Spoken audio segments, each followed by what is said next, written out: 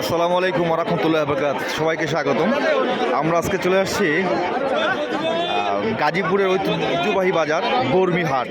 আজকে রোজ বুধবার দেখতে পাচ্ছেন এখানে পাখির পসরা, এখানে রাজহাঁস, কবুতরের বাচ্চা, আপনার বাজিগার দেখতে পাচ্ছেন। জংশনটা কি বর্মি বাজার গাজীপুর।